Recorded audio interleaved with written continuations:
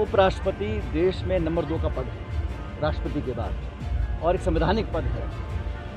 भाजपा और केंद्र सरकार ने हमेशा संवैधानिक संस्थाओं का और संवैधानिक पदों का मान सम्मान किया नहीं है। लेकिन इस तरह जो अचानक इस्तीफा दिया गया, इससे इस बात की पुष्टि होती है कि बीजेपी और केंद्र सरकार, इनको कोई परवाह नहीं है ना संविधान की, संवैधानिक संस्थाओं के, संवैधानिक पदों की। इसका निराकरण करना पड़ेगा और मुझे खुशी है कि आज आप सबके सहयोग के साथ, आप सबकी शुभकामनाओं के साथ लगभग 2 करोड़ रुपए खर्च कर इस पूरे तालाब की सफाई और भराई कर यहाँ पर एक बच्चों के लिए, बुजुर्गों के लिए, परिवार वालों के लिए एक पार्क का हम निर्माण करवा रहे हैं, ताकि इस पूरे क्षेत्र में जहाँ बसावट बहुत घनी है, यहाँ पर खुला जो एक माहौल होना चाहिए बच्चों को खेलने के लिए, सैर सपाटा करने के लिए, तो पुरानी मांग थी।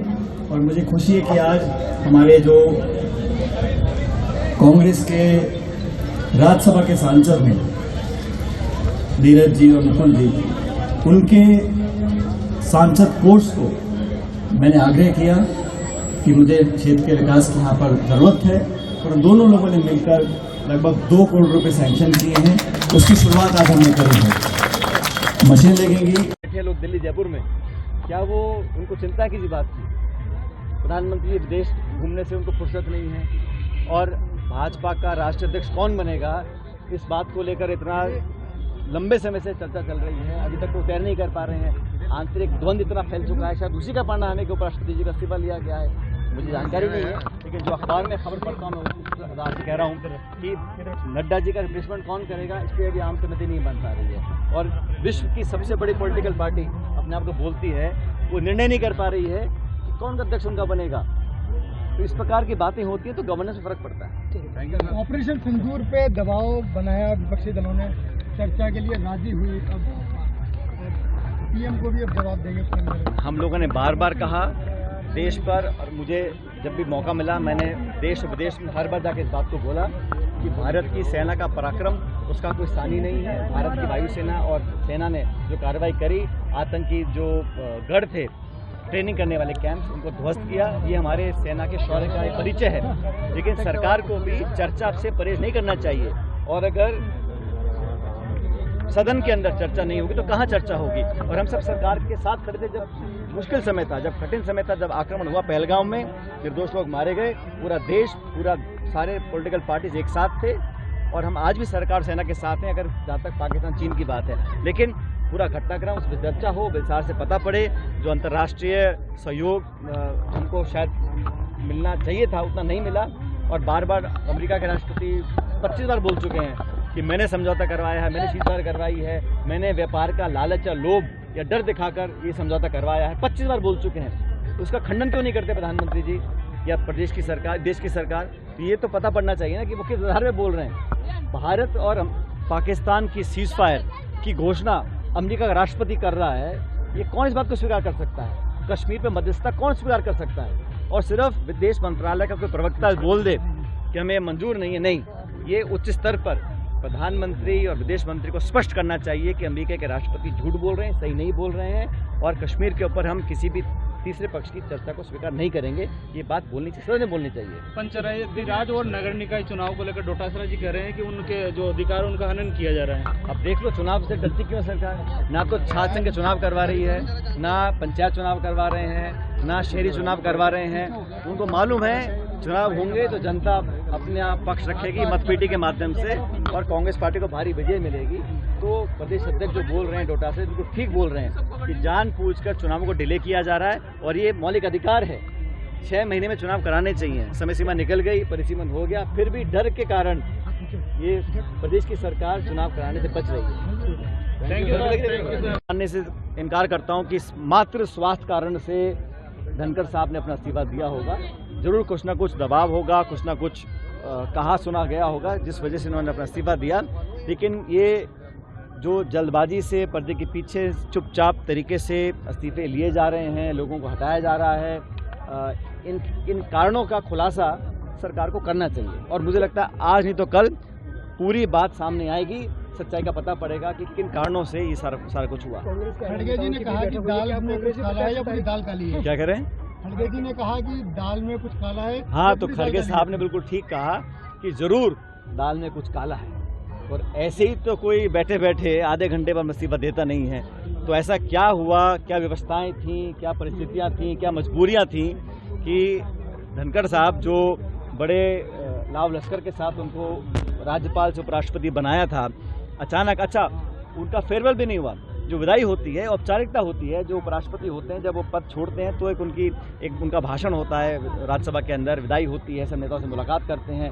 जिस तरह से जल्दबाजी से एक तरह से निकाला गया है या छुड़वाया गया है, ये कोई पहली बार हुआ है और मुझे लगता है कि ये एक अच्छी परंपरा नहीं है, जो भी कारण रहे हों। और मैं फिर कह रहा हूँ, आज नहीं तो कल कारण बाहर जरूर आएंगे।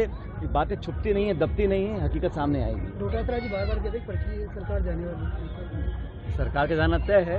अब वो 28 में जाती है, उससे पहले जाती है, सवाल ये है। लेकिन जिस प्रकार पूरे प्रदेश में आज माहौल बना हुआ है, खासकर लॉ एंड ऑर्डर को लेकर, मैं समझता हूँ कि सरकार का नियंत्रण बिल्कुल रहा नहीं है और इतने सारे इसमें खिंचाव रह गए हैं। मंत्रियों का, बड़े बड़े पदों पर बैठे लोगों की कुछ सुन नहीं रहा है।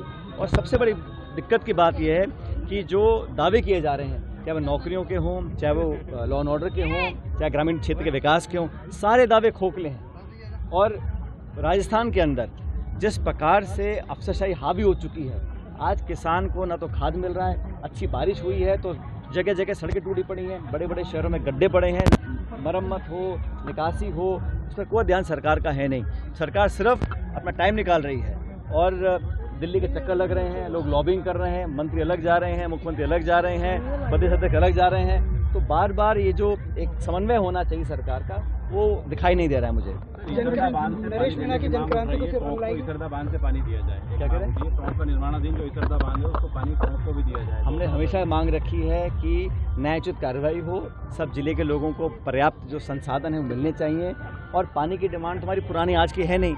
अब सरकार ने MOU किया है मध्य प्रदेश के साथ, अभी तक पता नहीं कि कितना हिस्सा हमारा पानी हमको मिलेगा, कितना मध्य प्रदेश को जाएगा। ये खुलासा सरकार करने भी जानबूझ के। तो मैंने कहा ना, सरकार घोषणाएं करती है, आधी घोषणा करती है, उस पर अमल नहीं कर पाती है।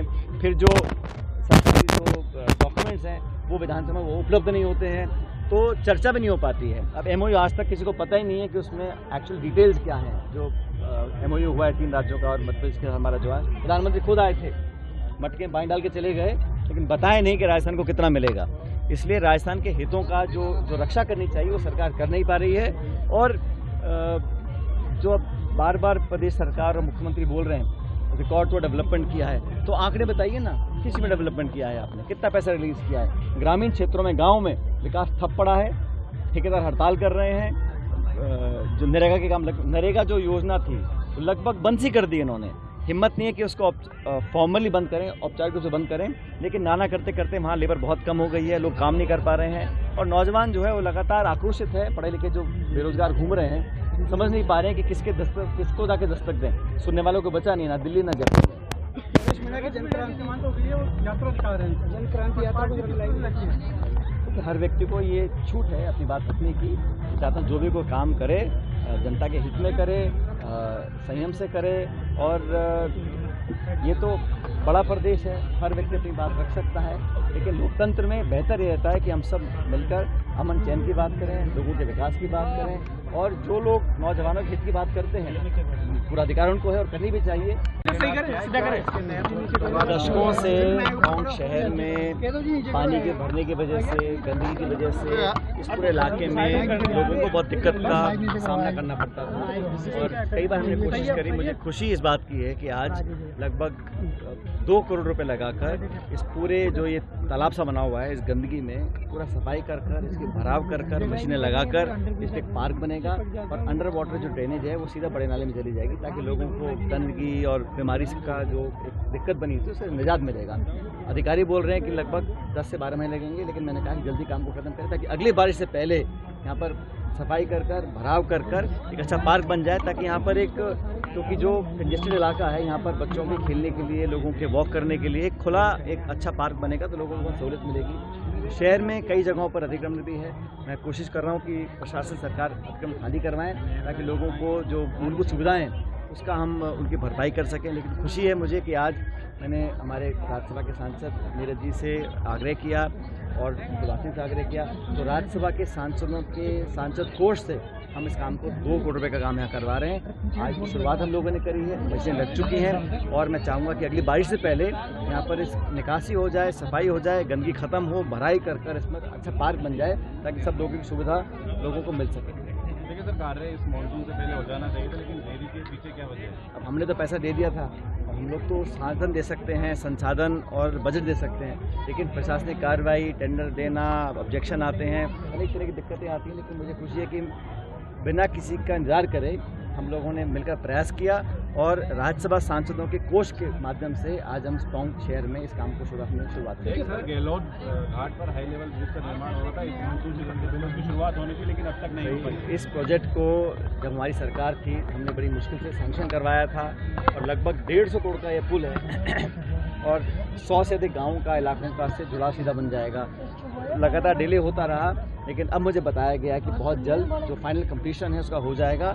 और जो थोड़ी दिक्कत आ रही थी कि वहाँ पानी के निकास की जहाँ लोग उतरते हैं पुल से, उसका समाधान ढूंढ रहे हैं। लेकिन ये राजस्थान में जो पुल बन रहे हैं लगभग टॉप 5 पुलों में से, जो जिसमें लागत और पैसा लगाकर लगभग 150 करोड़ रुपए लगाकर हम पुल बना रहे हैं। इस काम को शुरू करें लगभग मेरे ख्याल 5 साल हो गए और अब जाके काम पूरा होने वाला है। देखिए, उपराष्ट्रपति ने हाल ही में इस्तीफा दिया है, लगातार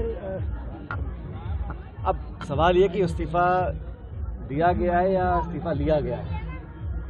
कथित रूप से चिट्ठी में लिखा है कि उनके स्वास्थ्य को देखते हुए वो अपना पद छोड़ रहे हैं, लेकिन उनकी दिनचर्या से, उनके काम करने के तरीके से लगता नहीं था कि उनके स्वास्थ्य में बहुत ज़्यादा दिक्कत थी।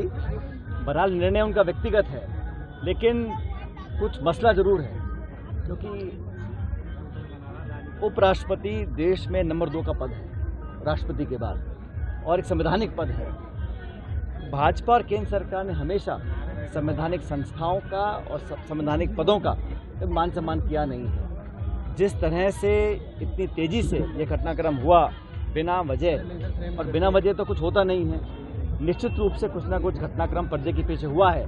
सरकार को खुलासा करना चाहिए ऐसे क्या विशेष परिस्थितियां थीं जहां पर एक किसान पृष्ठभूमि के व्यक्ति को अचानक अपने पद से छोड़ना पड़ा।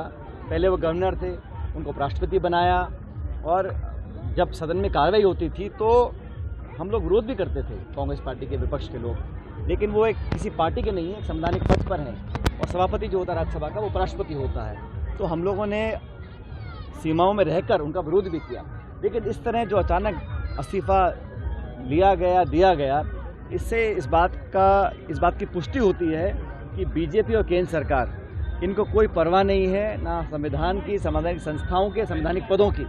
तो आज नहीं तो कल इसका खुलासा जरूर होगा कि एक ऐसे व्यक्ति को जिसका बड़ा भाजपा बड़ाई लेने की कोशिश करती थी कि हमने किसान वर्ग के व्यक्ति को पहली बार उपराष्ट्रपति बनाया है, आज वही किसान को जान दो यार, को जान दो ना आगे। सचिन पायलट जिंदाबाद, सचिन पायलट जिंदाबाद, सचिन पायलट